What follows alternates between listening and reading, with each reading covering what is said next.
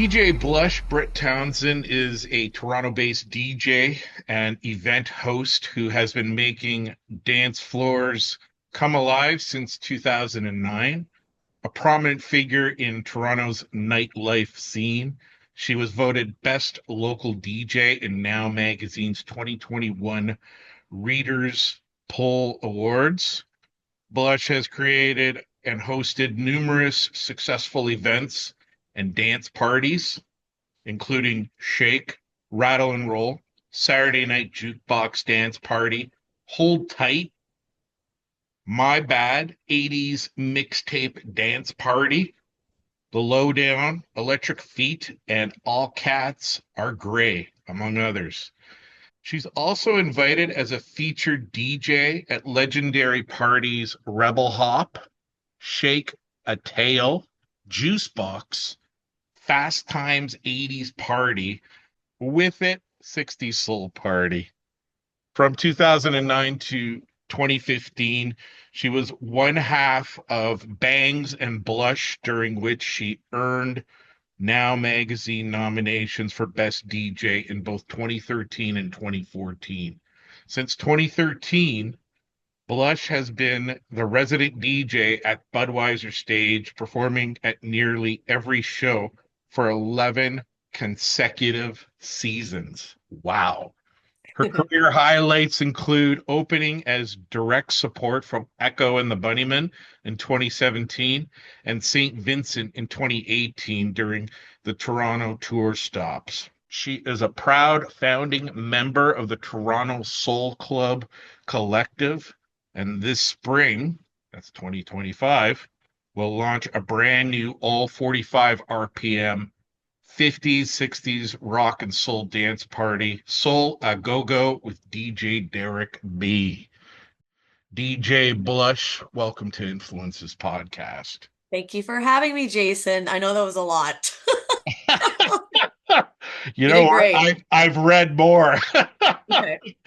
So Thank you. that's all good. I'm an English teacher, so I like detail. So even though I Thank like you. to even though I like to keep my podcast about 20 minutes, half an hour, I do like to get to know my guests, and I find that something like a bio is really helpful.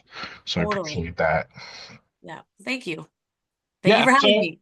you're welcome. One thing that I've read about you, about how influential your parents have been through your journey. hmm So I just want you to talk about that. How have your parents influenced your musical taste? Well, I'm the oldest of two. I got a little brother, and my folks were were party animals. They always had parties, always had Oh people yeah, over, always had music on. Whether it was a house full of friends or mom doing the vacuuming on Sunday morning, music was blasting. right. So, and my dad too. They both just love music so much. My dad wasn't a musician, but my mom is. She plays guitar. She's in a band called Thirsty Horse. They're like blues folk rock, Toronto-based band. And so yeah, mom was a rocker. Dad loved everything from, Simon and Garfunkel to Donna Summer. Mom loved the Beatles, the Stones, Zeppelin. So I had everything going on. So that was a big deal. And, I fell in love with music. My brother loves music. It's just like in the family. So, yeah. Yeah, that's so cool. Yeah, I love when I hear things that are like a family oriented thing and a family push kind of. It's always it, definitely. it's always nice to hear. Yep. Yep. An interesting piece in your bio is the fact that you used to play in a band Yes. and your main instrument was a synthesizer. Yes. That was your main instrument, a synthesizer. How Yeah. did that come about, and what band was it that you played for? Okay, so it's funny. I actually played guitar first. My mom had a really nice small nylon string acoustic guitar in the house growing up, Right. and my brother and I played it and learned songs. We learned Beatles songs, and I always thought I would be a guitar player. Beatles And songs. sick. That is awesome. I I'm was a actually gonna hang this here, but I didn't have enough time to fill in the that's space. awesome. But I thought you'd like that That's since wicked. that's kind It, of the music you're in. So That's Here's my awesome. day tripper tattoo. Oh, that's cool. I Yeah. love the Beatles, they're my favorite. Yeah, Um, that's awesome. That's a good song. yeah, I love it. So I play guitar, love music, and I went to an arts high school in Mississauga called Cawthra Park Secondary School.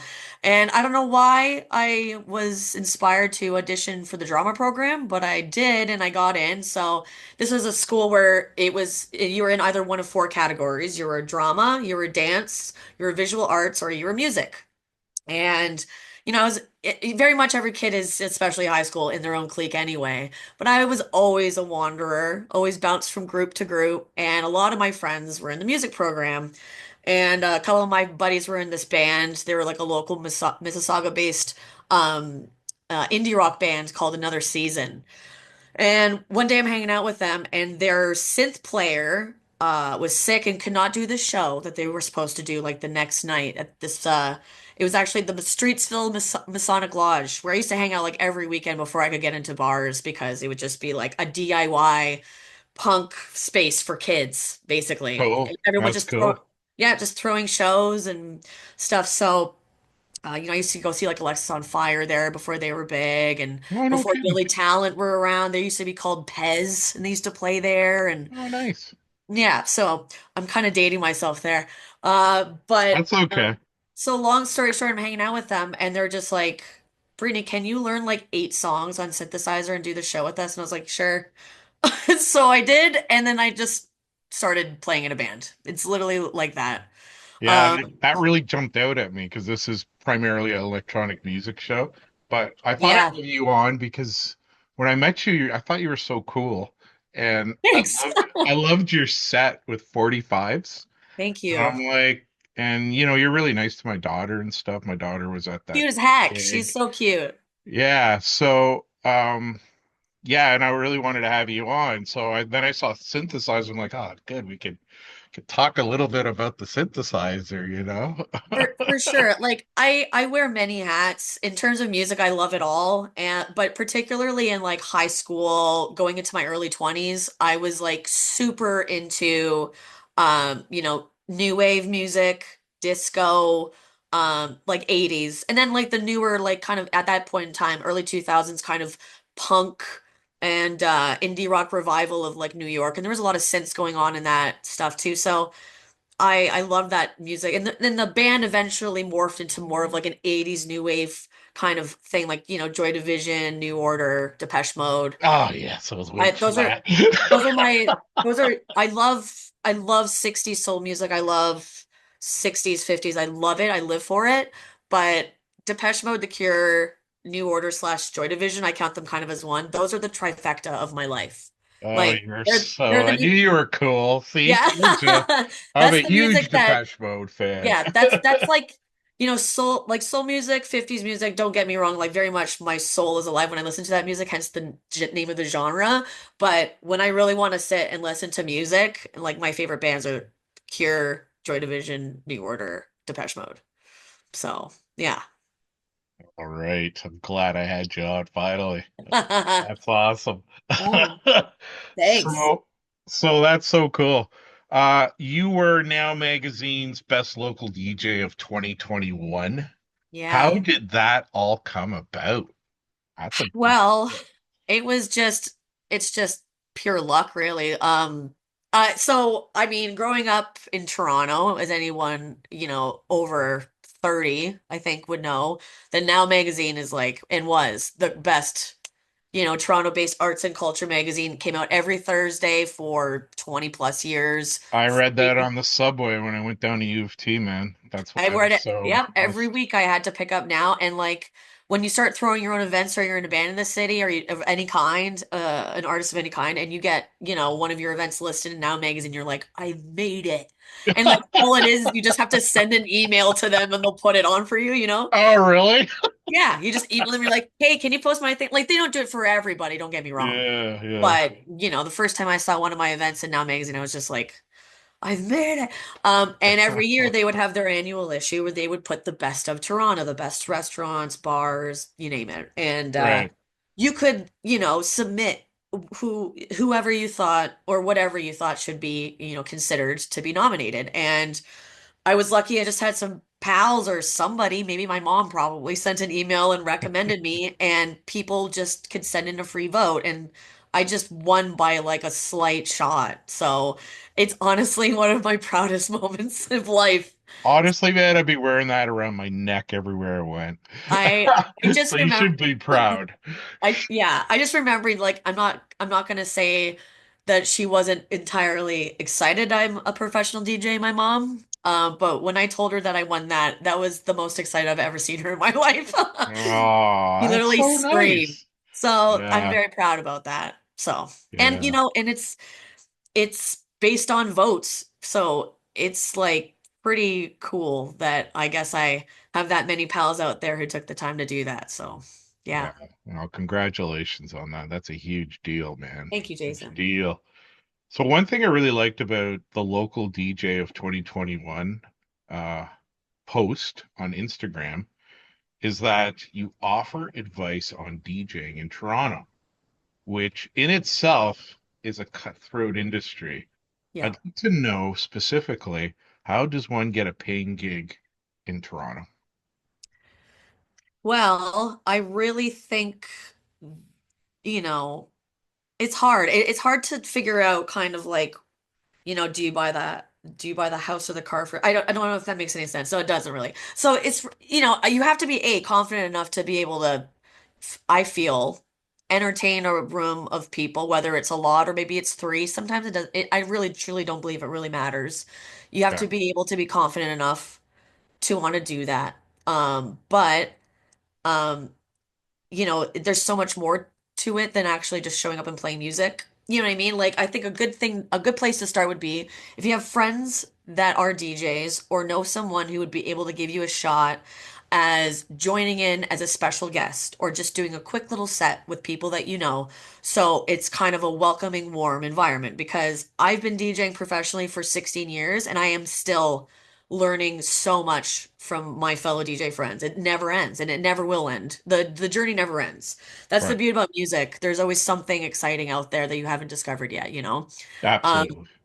but I really think that getting out of your shell and getting someone to like kind of take you under their wing is a big deal. But then other than then on the other whole side of that is a social media presence. And it's not always ideal. And some people hate it, some people aren't good at it. And I truly don't believe that it should be necessarily part of it, but it's a tool that's free, that's out there.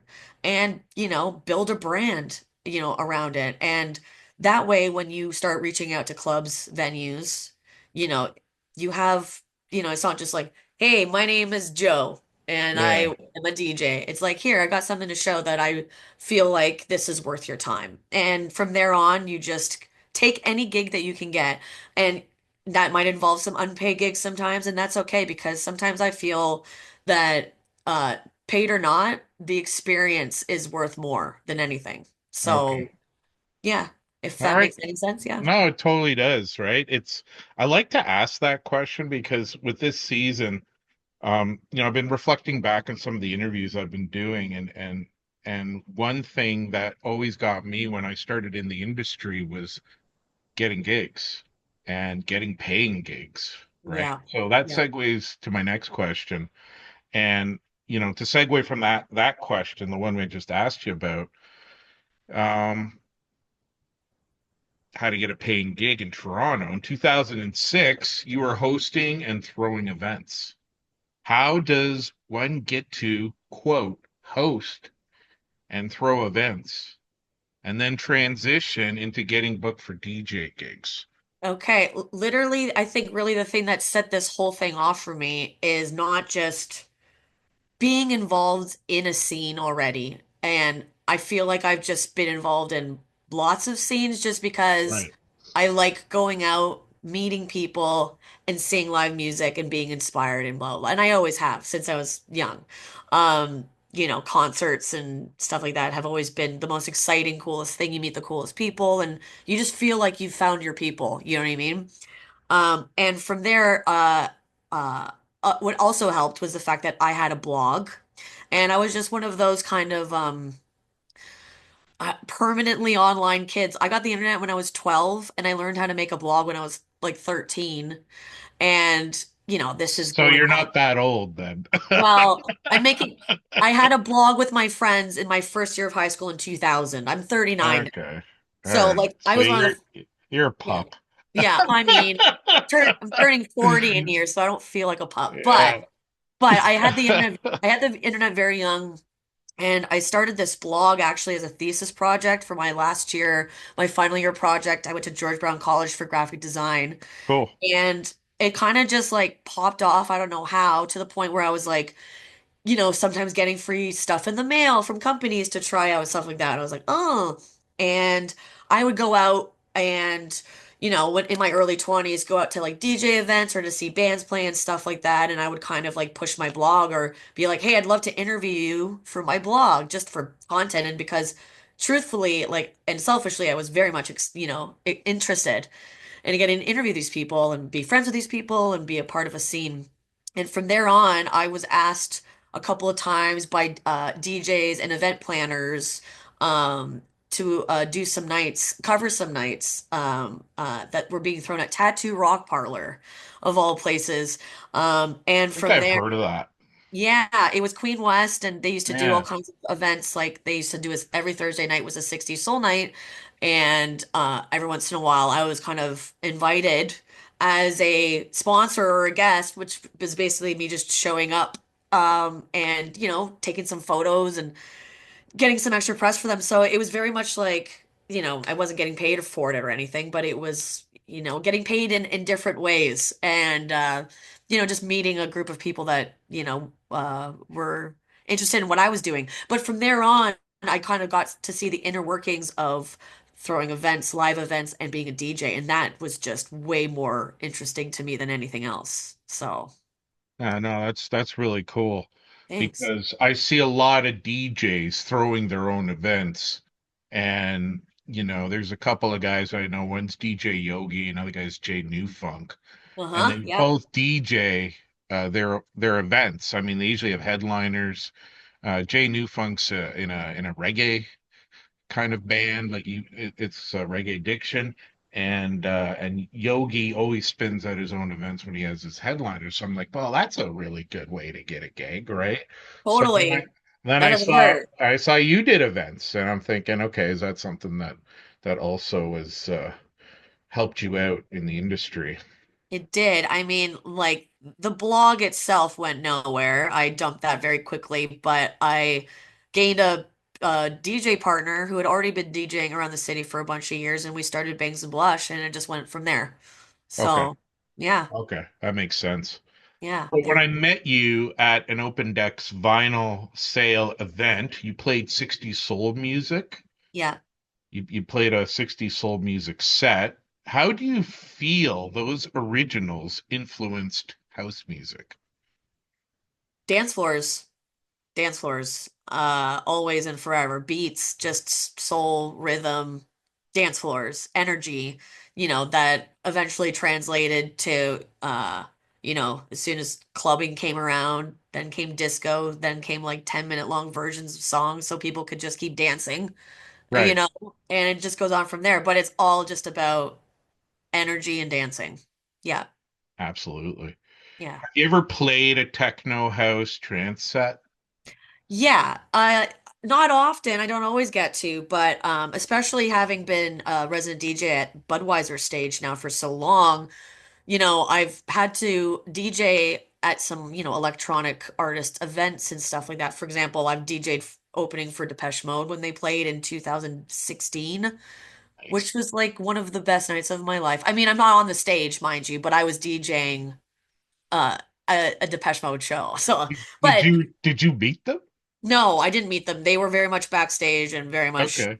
tucked away, but I was in the same building as them. And then All right, cool. I watched the whole show from like 5 feet away. It was pretty amazing. Yeah, Um, that being said, I have every once in a while I have my own events. Like All Cats Are Gray is very much like synth pop, electro and stuff. And maybe it's less on like the trance housey side of things, but I still love like classic techno, and to me it's like 80s 90s and with a little more of an alternative edge. But I have a lot of friends who are house techno DJs. Like for example, two younger female DJs that also DJ at Budweiser stage, DJ Levi and DJ Cage. They are like pure house techno. They're so amazing. They're like a lot younger than me, and they're just like, you know, it's made me see that, they do something that I could never do. And I think that they're friggin' amazing. So Do they um like being on podcasts too, or? yeah, I will definitely I'll send you their contact information. Yeah, yeah, for sure. Yeah, I like talking to new people, so Yeah. that'd be Yeah. awesome. But yeah, every once in a while you'll catch me do a little 45-minute like 90s house set at a wedding when everyone's, hit the ceiling. So, yeah. I I think that's awesome. Like the versatility is just something else when you're a DJ. So I'm glad to hear that. Thank you. Um, how is playing a techno set different than playing a soul set? Techno house dance, of course, like any other genre of music, there's its lovers, there's its standout hits, and the songs that no matter whether you're like a house head or not, you're gonna like. But I find with soul music, which can be the same way, there's the hits, it's a little more, I don't know. I hate to use the word snooty, but I know that there's like, there's snobs about house music too. You know what I mean? I don't know. I So, find that so sorry, I missed that. What's more snooty, the soul or the the soul, I mean, it depends. really, eh? I mean, coming from my world, especially if you're a vinyl DJ, there can be a certain snobbiness about like, what are you playing and how much was it? How rare is it? And like, I don't give a, Yeah, is it a yeah, cool song? Is it a good song? Will it get people going? That's all that matters to me. But at the same time, with house music, sometimes like I find it, here I am saying that it doesn't really matter what song it is or what it's saying, just as long as there's a good beat to it, yeah. because but that's not necessarily true either. I think that both are the same because they make you move, but maybe, the house music's a little more about not thinking so much about what it is, and I don't know if that makes any sense. Makes total sense. Come on. It's a Come little more on. mindless in a good way, and I don't mean in a stupid way. I think it's just a little more mindless, a little more freeing, and soul music is the same way too, but it's kind of a little niche, a little more niche, you know? Absolutely. Yeah. So I know you've already talked about this in previous questions here and answers, but do you have any other electronic music influences? Like you did mention Depeche Mode, New Order, but Yeah. anyone else? Yes. So how can I not mention Giorgio Moroder, who, Absolutely. is everything. Like pretty much half of the, electronic disco dance music we listen to now is because of that guy.